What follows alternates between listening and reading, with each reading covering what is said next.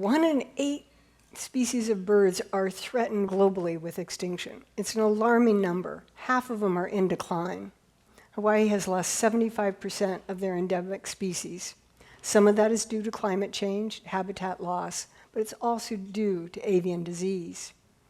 We've been trying to figure out how to use some of the technologies that we're using in mammals, as in cloning, to actually influence and help solve some of these challenges with birds. But the problem with the bird is it has a very unique reproductive system. The embryo is tucked inside the egg, and the egg is a huge barrier. Mammals with uteruses are actually easy to manipulate, it turns out.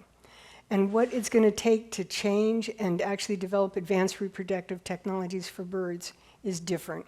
It's called germline transfer. And it's actually been done successfully in the poultry industry with chickens. And what we're trying to do is learn from that technology and to apply it for endangered birds.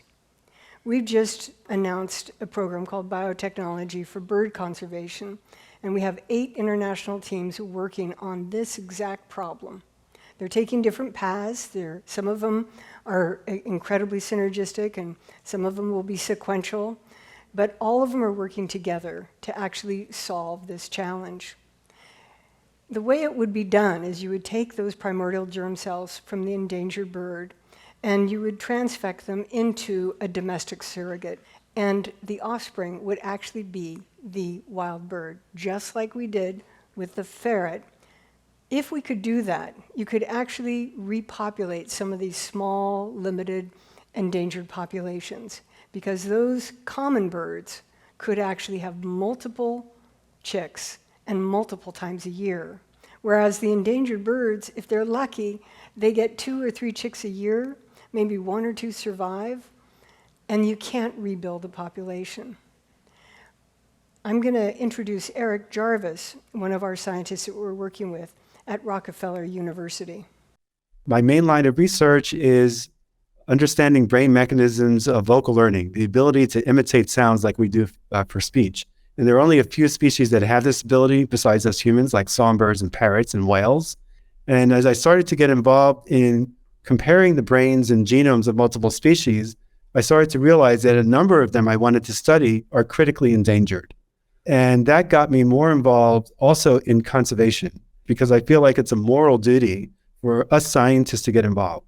Maintaining bird cells, the germ cells that is, for whatever reason, is harder to do than the equivalent cells for mammals. There's something about bird cells that they need to be inside the egg in order to develop properly than in a culture dish.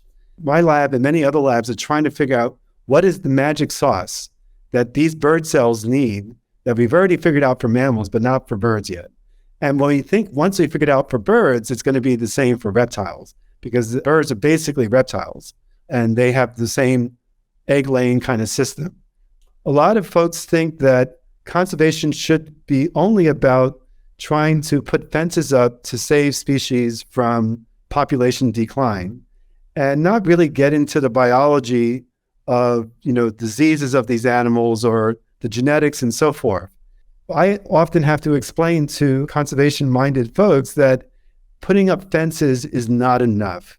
With small population size comes the prevalence for more susceptibility to disease.